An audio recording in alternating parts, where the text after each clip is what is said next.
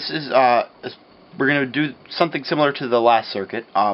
So you pretty much want to build the last circuit, but we are going to forget about anything that's connected to the positive rail. So the switch you can leave out, and the relay being connected to the adapter you can leave out. What we're going to do is we're going to connect the positive rail. That's going to be connected to this is going to be connected to a switch. So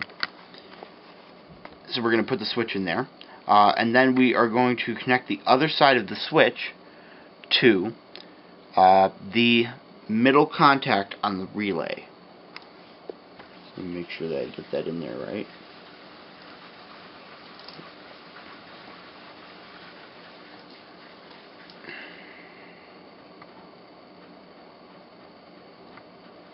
Alright, then what you're going to do is you're going to take one more piece of hookup wire, and you are going to connect the positive side of the coil, the part of the coil that we connected the positive side to last time.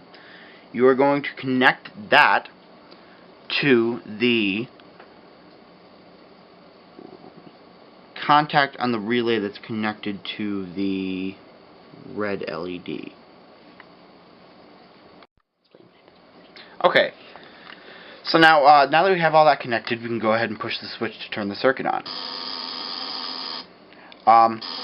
And you can see it makes this buzzing noise, and the red LED comes on, and nothing much else happens. The green LED is probably getting voltage, but it's probably not getting voltage long enough to actually light up.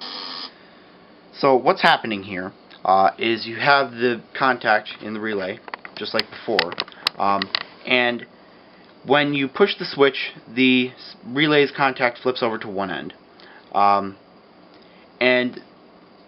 When you alone, the relay's contact is like that. When you flip the switch, the relay's contact flips over to the other end, but that takes voltage off of this one, which turns the coil off.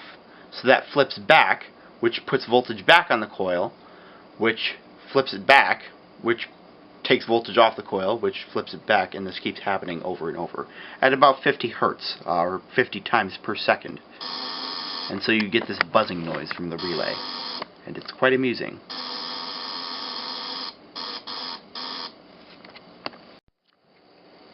So this time we've added a capacitor. Now, if my assistant would press the button, please, show what happens now. You can see that the red light flashes and the green light stays on. Now, a capacitor is like a tiny rechargeable battery. It's so small that it charges in a fraction of a second before the relay has time to open its lower pair of contacts. Then when the contacts are open, the capacitor acts like a battery, providing power to the relay. It keeps the coil of the relay energized for about 1 second, and then after the capacitor exhausts its power reserve, the relay relaxes and the process repeats. Capacitors in general, they have a voltage rating, which means how much voltage they can take before that's their limit of voltage before they fail, and they've got a rating of their capacitance in farads.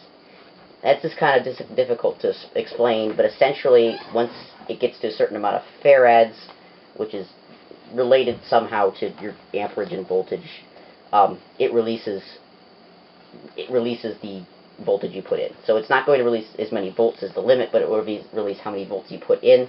In the capacitance, you can say the higher the capacitance, the stronger or more quickly it releases it, right? Yeah. It's a difficult concept to understand, but we'll touch more on it.